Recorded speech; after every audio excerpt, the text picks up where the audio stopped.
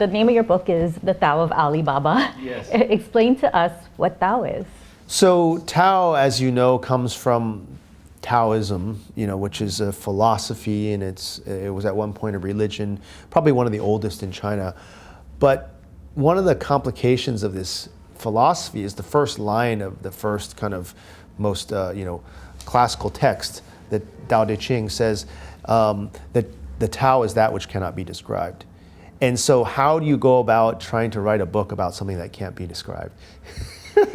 But that is the mystique about this whole philosophy. And I break it down in as best I can, because I'm not a philosophy expert, but in three sort of terms. Number one, it's the path or the way. So when we talk about the Tao of this or the Tao of that, it's basically that thing just becoming, right, in a natural sort of state according to the laws of the universe. And so, like, whether it's a tree, whether it's a person, whether it's a company, it all has a path that follows based on the laws of nature. The second is harmony, the importance of harmony. And the harmony is really how you develop in sync with the universe around you.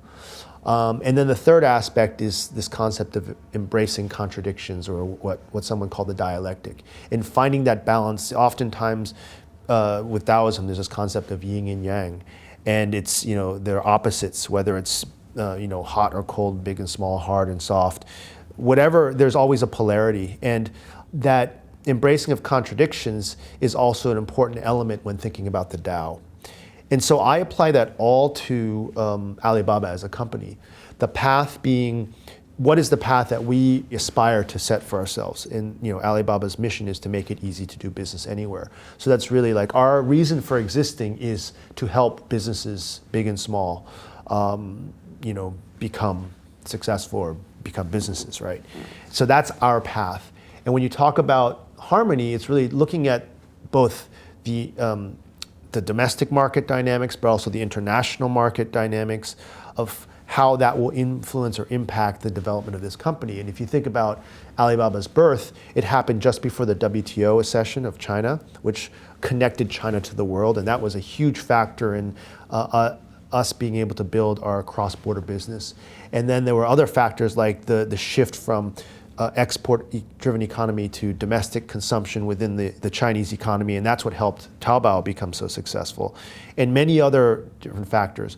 But there was also the international factors as well, as we talked globalization and whatnot. So that's kind of this whole harmony aspect. And then if you get into the embracing contradictions, you think about Alibaba, the largest e-commerce ecosystem in the world, built by chasing the small, trying to build a business to serve the small businesses. If you think about Alibaba as a company, it's one that embraces Eastern sort of philosophy of this intuition or sort of the fluidness, but it also embraces the Western business philosophy of systems and processes, and they're combining them together.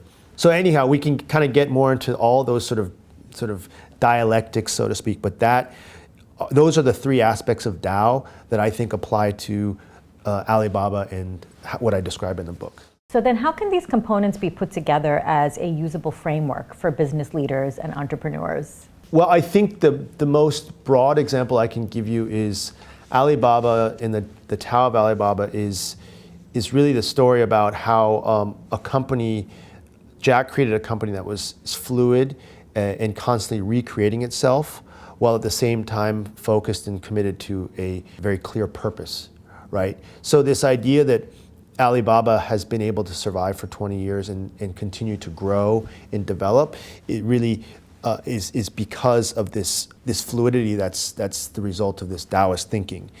But at the same time, it has a very clear path that it's trying to follow. And within that, you can say there are systems and structures that at least give the team the ability to work together and to kind of monitor how this more intuitive or more abstract sort of philosophy is implemented.